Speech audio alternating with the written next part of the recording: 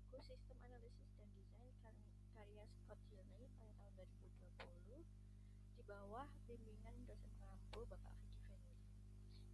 Adapun anggota dari kelompok kami ada Rima Khairunisa, ada Jalur Haila, ada Dinda Rizky, Talisa Naila, Adrian Hamada, dan Farah Aprilia. Kali ini saya akan menyampaikan mengenai strategic planning. Nah, strategic planning atau perencanaan strategis adalah proses untuk mengidentifikasi tujuan jangka panjang, strategi, dan sumber daya organisasi. Jadi, bukan sekedar aktivitas sehari-hari, tapi lebih fokus pada jangka waktu yang panjang, bisa 3 tahun, 5 tahun, sampai 10 tahun ke depan. Nah, secara umum, perencanaan strategis ini punya 3 gambaran utama, yaitu tinjauan perencanaan atau strategic planning overview, ada analisis SWOT, dan juga peran departemen IT. Yang pertama ada strategic planning overview. Perencanaan strategis biasanya dimulai dengan mission statement. Mission statement ini adalah pernyataan misi yang mencerminkan visi, tujuan, dan juga nilai perusahaan. Nah, dari misi itu, perusahaan menyusun tujuan jangka pendek, misalnya target dalam 1 tahun, 3 tahun, atau 5 tahun. Nah, tujuan ini kemudian dijabarkan lagi menjadi objektif dengan milestone yang lebih detail seperti per bulan atau per kuartal. Nah, ada juga yang disebut juga Critical Success Factors atau CSF. Nah, ini adalah tujuan yang sangat penting yang harus dicapai supaya misi perusahaan tersebut bisa berhasil.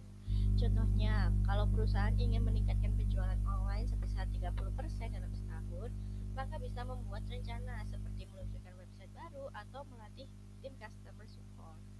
Nah, semua itu pada akhirnya diterjemahkan ke dalam operasional sehari-hari dengan dukungan IT dan juga sumber daya perusahaan. Selanjutnya ada SWOT analisis. Nah, SWOT adalah alat yang dipakai untuk menilai kondisi perusahaan dengan melihat 4 unsur utama. Ada S yaitu strength atau kekuatan, W ada weakness atau kelemahan, O ada opportunities atau peluang, dan juga T ada threat atau ancaman. Nah, untuk S sendiri, strength misalnya merek yang sudah terkenal, SDM yang ahli atau modal besar. Kemudian weakness atau kelemahan itu misalkan seperti layanan yang lambat atau biaya yang tinggi.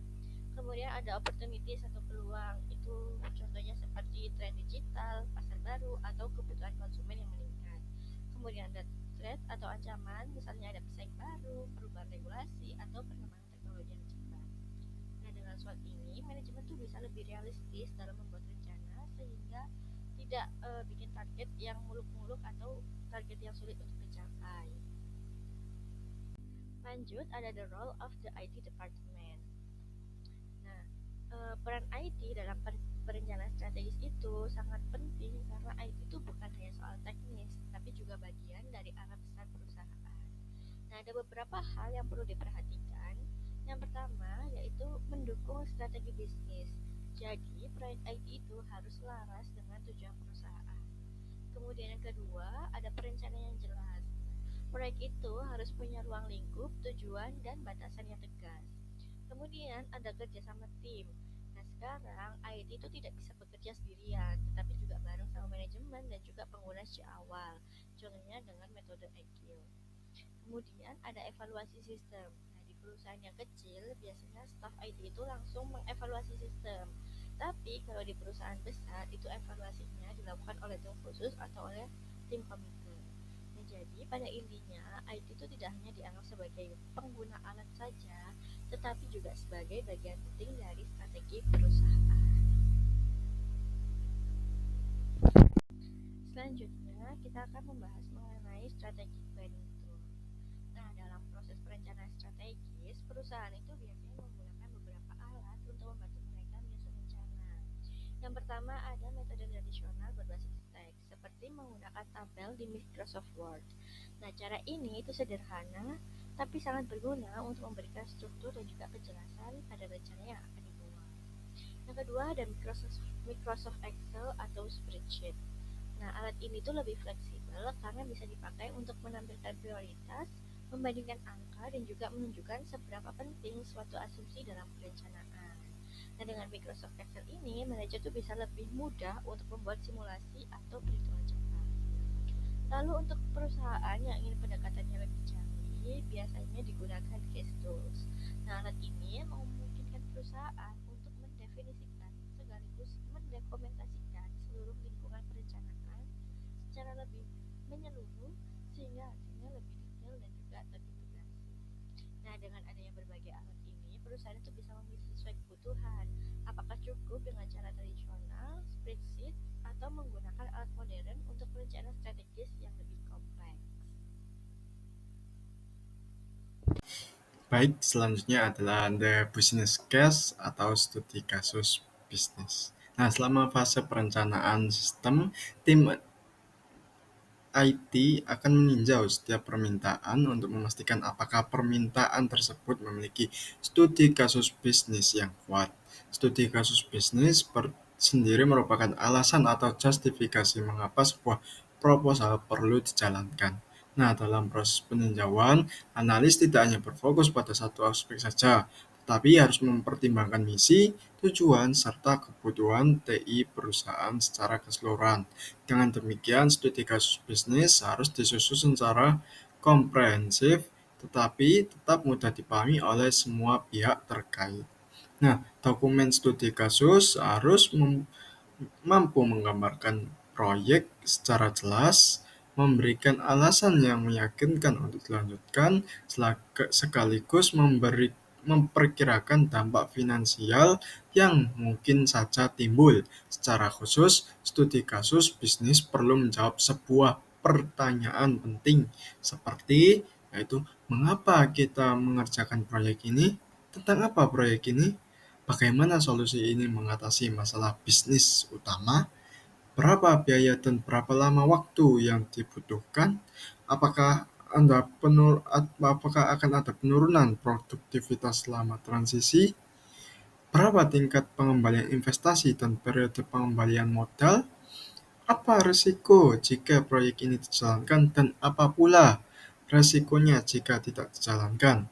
Lalu, bagaimana kita akan mengukur keberhasilan proyek ini dan apa saja alternatif yang tersedia.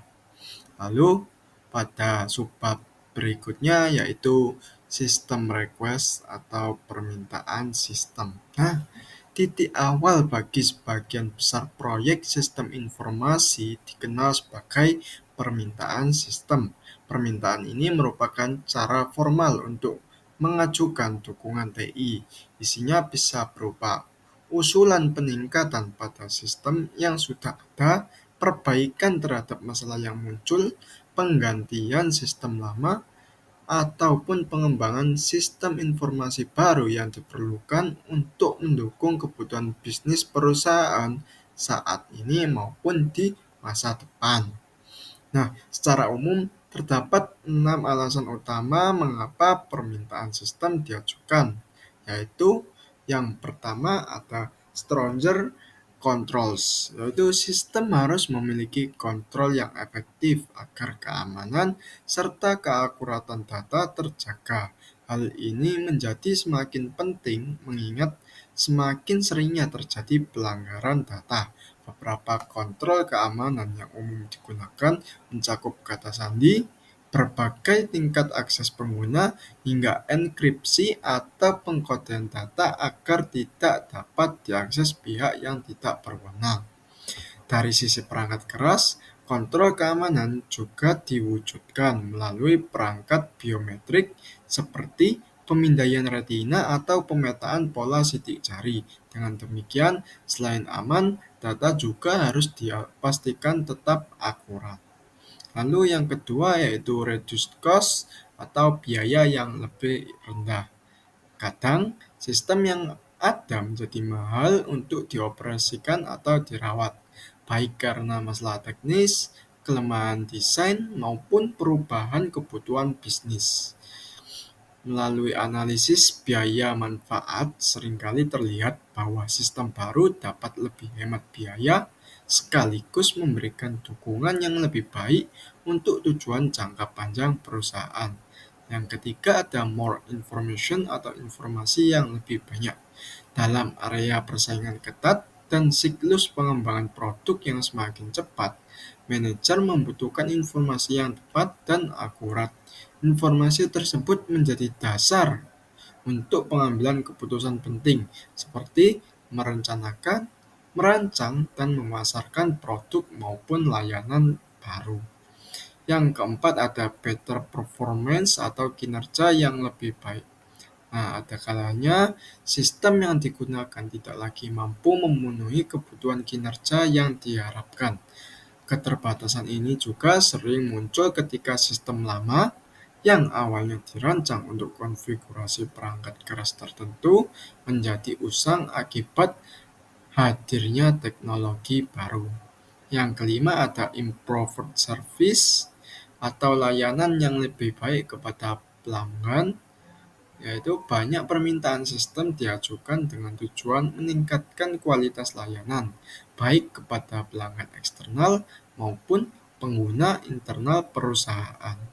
Yang keenam yaitu more support for new products or service, dukungan yang lebih besar untuk produk dan layanan baru.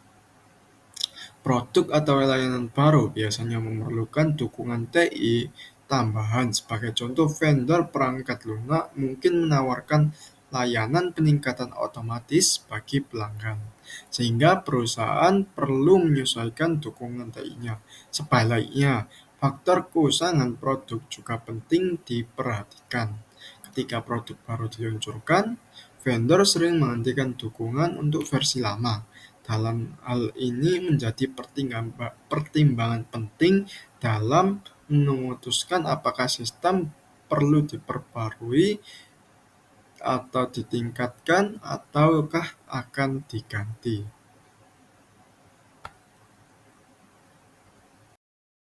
Nah, selanjutnya adalah mengenai faktor affecting system project. Yang pertama itu ada faktor internal. Faktor internal itu mempengaruhi proyek TI, meliputi rencana strategis, manajemen puncak, permintaan pengguna, departemen TI, sistem dan data yang ada, serta kondisi keuangan perusahaan. Sedangkan kalau faktor eksternal itu yang mempengaruhi proyek TI meliputi teknologi, pemasok, pelanggan, pesaing, ekonomi, dan juga pemerintah. Sesuai dengan gambar, itu dapat dilihat masing-masing ada 6 yang nantinya akan kita bahas satu persatu. Baik, kita akan membahas mengenai faktor internal terlebih dahulu.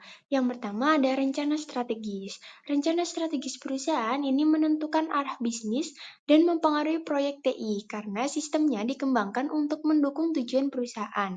Rencana yang menekankan teknologi mendorong pengembangan TI di seluruh organisasi.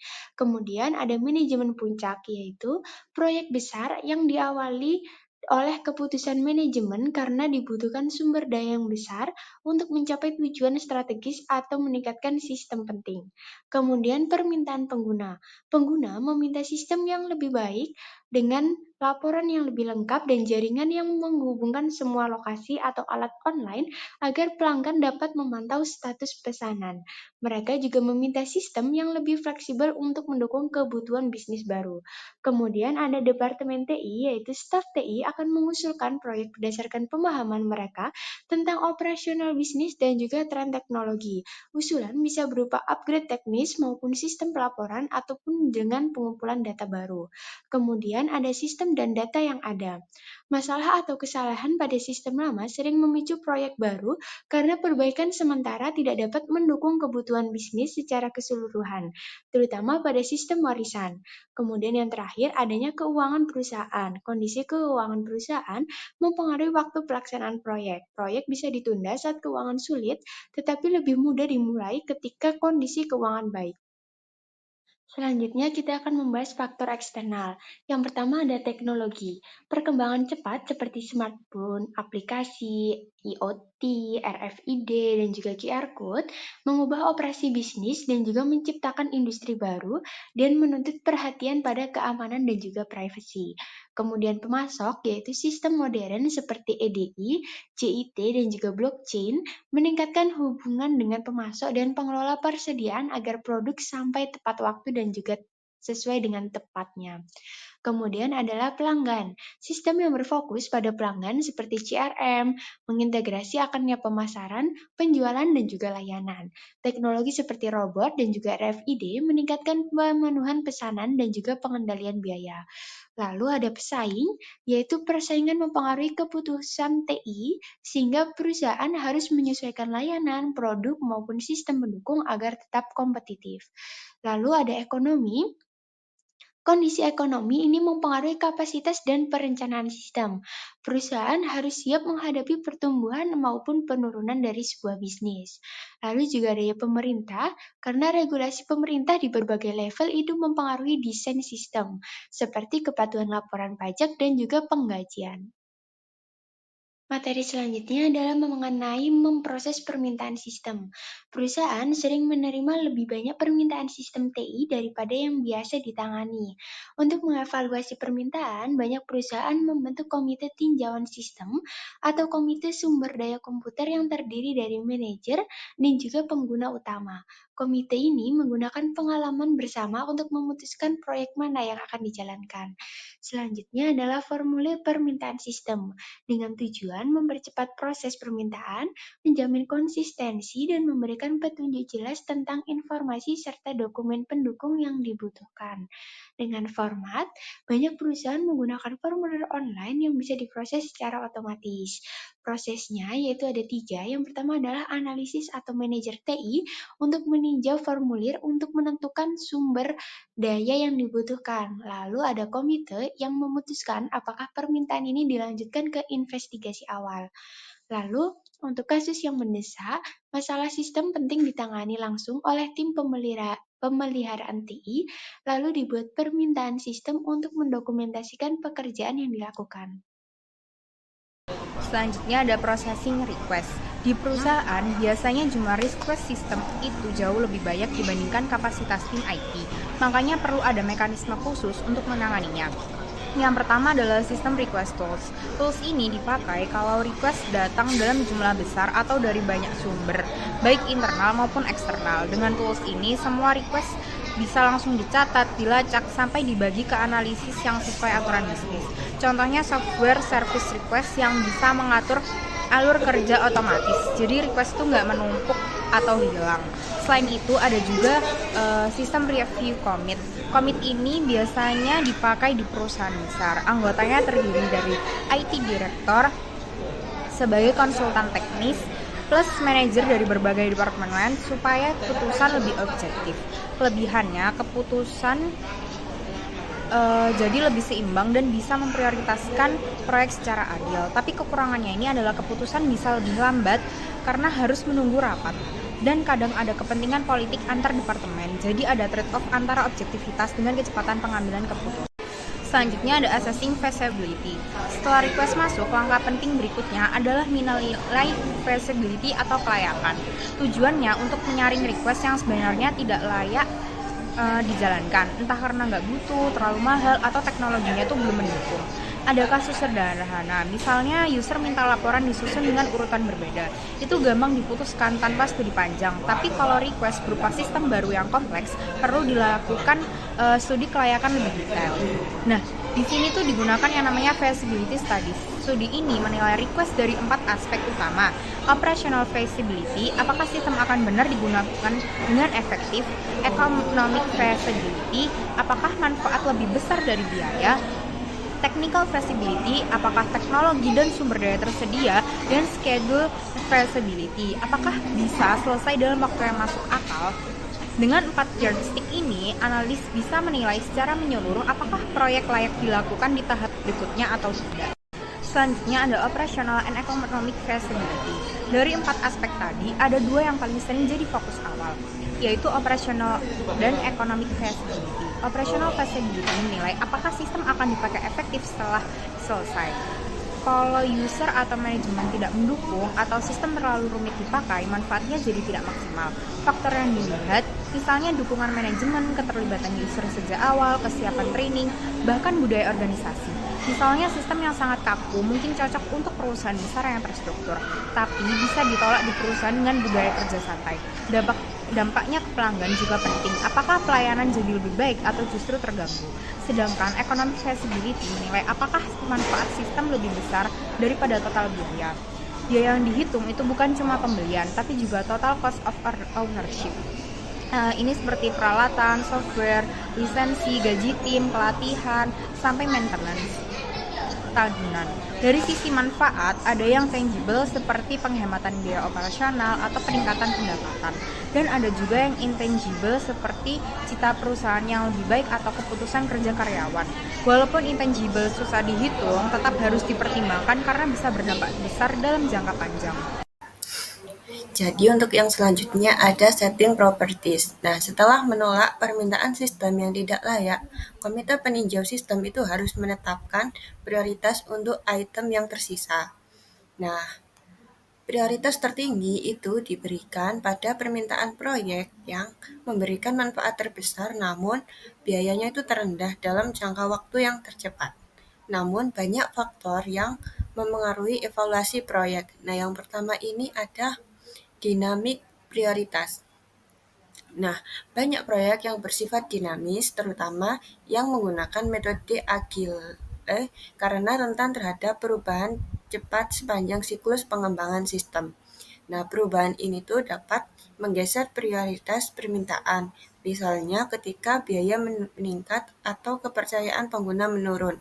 Nah, oleh karena itu, analisis kelayakan dan penetapan prioritas itu harus dilakukan secara berkelanjutan selama proses pengembangan sistem. Lalu yang kedua ada factors that affect priority. Nah, saat menilai prioritas sebuah proyek sistem, seorang analis itu harus mempertimbangkan beberapa faktor penting. Nah, yang pertama itu ada evaluasi dampak finansialnya, yaitu apakah sistem itu akan mengurangi biaya atau meningkatkan pendapatan. Nah, dengan berfokus pada manfaat yang terukur namun tetap mempertimbangkan manfaat yang terwujud seperti peningkatan citra perusahaan. Lalu yang kedua, periksa manfaat operasionalnya, seperti kemampuannya untuk menyediakan informasi yang lebih baik dan melayani pelanggan serta organisasi yang secara efektif. Lalu yang terakhir yaitu nilai kelayakan dari proyek dengan memastikan ia itu dapat diselesaikan dalam waktu yang wajar dan memiliki sumber daya yang memadai. Nah, meskipun jarang ada proyek yang unggul di semua area, kombinasi faktor-faktor ini tuh akan membantu menentukan proyek mana yang paling layak untuk diprioritaskan. Nah, setelah itu yang terakhir, yang nomor 3 ini ada discretionary and non-discretionary project. Nah, dalam konteks manajemen proyek sistem, proyek itu dibagi menjadi dua jenis, yaitu proyek diskresioner dan proyek non-diskresioner. Nah, proyek diskresioner ini itu adalah proyek di mana manajemen itu memiliki pilihan untuk melaksanakannya seperti membuat laporan baru untuk pengguna. Sebaliknya, proyek non-diskresioner itu adalah proyek yang wajib dilaksanakan karena tidak ada pilihan lain, seperti perubahan sistem yang diwajibkan oleh undang-undang. Nah, meskipun beberapa pihak itu berpendapat bahwa proyek non-diskresioner yang kritis itu harus melewati komite peninjau untuk menghindari penundaan, pihak lain itu juga berpendapat bahwa semua permintaan itu harus diajukan agar komite itu dapat mengetahui semua proyek yang bersaing untuk mendapatkan sumber daya IT. Nah, selanjutnya ada the preliminary investigation. Jadi, seorang analis sistem itu tuh melakukan investigasi awal untuk mempelajari permintaan sistem dan merekomendasikan tindakan yang spesifik. Nah, setelah memperoleh otorisasi untuk melanjutkan, itu analis baru akan berinteraksi dengan manajer, pengguna, dan pemangku kepentingan lainnya. Nah, sebelum memulai investigasi pendahuluan, itu penting untuk memberitahu orang-orang terkait tentang investigasi tersebut dan menjelaskan peran analis sistem. Nah, karena itu ada perencanaan preliminary investigation. Nah, pertemuan dengan manajer utama, pengguna, dan pemangku kepentingan lainnya seperti staf IT itu harus dijadwalkan untuk menjelaskan proyek, peran, dan tanggung jawab masing-masing, menjelaskan pertanyaan, serta mengundang masukan. Dan komunikasi interaktif dengan pengguna itu dimulai sejak saat itu dan akan terus berlanjut selama seluruh proyek itu berkembang. Melakukan investigasi awal. Di sini ada 5 langkah. Yang pertama, menentukan masalah dan juga menentukan peluang. Nah, dalam investigasi awal, analisis sistem itu harus memahami masalah maupun peluang dengan melihat dampak perubahan sistem terhadap operasi bisnisnya. Nah, permintaan sering hanya menunjukkan gejala, bukan menunjukkan masalah utamanya. Untuk menemukan akar penyebab dapat digunakan diagram tulang ikan, yang mana diagram ini membantu memetakan kemungkinan penyebab dari suatu masalah ke dalam kategori, misalnya lingkungan, manusia, manajemen, mesin, lalu dianalisis secara lebih dalam sampai ditemukan apa sumber masalahnya. Kemudian langkah yang kedua, menentukan cakupan dan juga kendala proyek. Cakupan proyek harus jelas dan spesifik untuk menghindari scope creep. Misalnya, daripada hanya menyatakan penggajian tidak akurat, akan lebih spesifik bila dinyatakan upah lembur pekerja shift kedua di pabrik Yorktown tidak dihitung dengan benar. Salah satu metodenya adalah dengan membuat daftar harus dilakukan, seharusnya dilakukan, bisa dilakukan, dan yang tidak bisa dilakukan, yang bisa direvisi selama fase analisis sistem. Nah, selain cakupan, kendala proyek juga harus diidentifikasi. Ini meliputi perangkat keras, perangkat lunak, waktu, biaya, dan juga kebijakan maupun hukum. Setiap kendala memiliki karakteristik yang pertama, saat ini versus masa depan, yakni apakah perlu dipenuhi segera atau di masa mendatang. Yang kedua, internal versus eksternal, yaitu apakah berasal dari organisasi atau berasal dari kekuatan luar, misalnya dari pemerintah. Kemudian yang ketiga, wajib versus diinginkan, apakah mutlak diperlukan atau hanya sekedar diinginkan. Berikutnya, langkah ketiga adalah melakukan pencarian fakta. Pertama, analisis bagan organisasi, yakni pahami struktur departemen dan juga hubungan pelaporan termasuk keselarasan informal. Kemudian wawancara, yaitu tentukan orang, tujuan pertanyaan, lakukan dokumentasi, dan evaluasi wawancara. Kemudian dilanjutkan dengan tinjauan dokumentasi. Periksa dokumen sistem saat ini dan pastikan akurasinya. Kemudian observasi operasi, yakni amati tugas pekerja dan juga alur dokumen, kemudian ambil sampel masukan atau keluaran untuk dianalisis.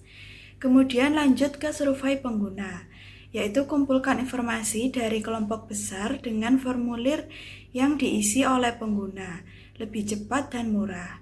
Kemudian analisis data. Gunakan alat seperti diagram Pareto untuk memvisualisasikan masalah dan memprioritaskan perbaikan. Kemudian lanjut ke langkah keempat, yakni analisis kegunaan proyek, biaya, manfaat, dan juga data jadwal. Data yang dikumpulkan melalui wawancara, survei, observasi, maupun dokumentasi itu harus ditabulasi dan juga dianalisis. Nah, analisis ini mencakup estimasi waktu dan juga biaya, identifikasi informasi yang dibutuhkan, metode pengumpulan, jumlah dan durasi wawancara atau survei, serta persiapan laporan temuan dan juga rekomendasi untuk mendukung kelayakan dari proyek itu sendiri. Kemudian langkah kelima ada evaluasi kelayakan. Evaluasi ini mencakup yang pertama ada kelayakan operasional, yakni menilai kebutuhan, persyaratan, dan juga ekspektasi pengguna untuk memastikan sistem bisa digunakan secara efektif dan efisien. Kemudian ada kelayakan ekonomi, yakni menggunakan analisis biaya manfaat serta memperhitungkan biaya tim pengembangan dalam rencana proyek. Kemudian ada kelayakan teknis, mengidentifikasikan kebutuhan perangkat keras, perangkat lunak, dan juga jaringan, sekaligus memeriksa potensi masalah teknis. Kemudian yang keempat ada kelayakan jadwal, yaitu menilai waktu penyelesaian yang realistis, termasuk trade-off antara jadwal dan juga biaya, serta memasukkan durasi tugas dan juga milestone ke rencana proyek. Berikutnya terkait merangkum investigasi awal. Tugas akhir investigasi awal adalah merangkum hasil dan rekomendasi dalam bentuk laporan ataupun presentasi kepada manajemen. Laporan ini mencakup yang pertama ada pendahuluan, yaitu ikhtisar sistem dan pihak yang terlibat. Kemudian yang kedua ada ringkasan permintaan sistem, yaitu alasan mengapa permintaan itu dibuat.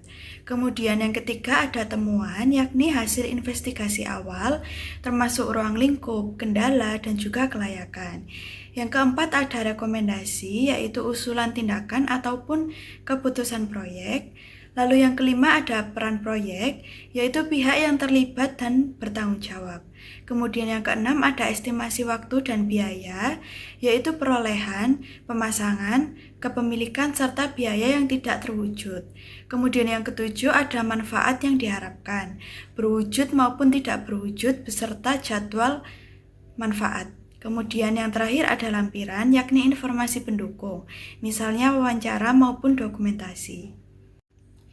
Baik, demikian presentasi yang bisa kelompok kami sampaikan. Apabila ada kurang lebihnya, kami mohon maaf. Wassalamualaikum warahmatullahi wabarakatuh.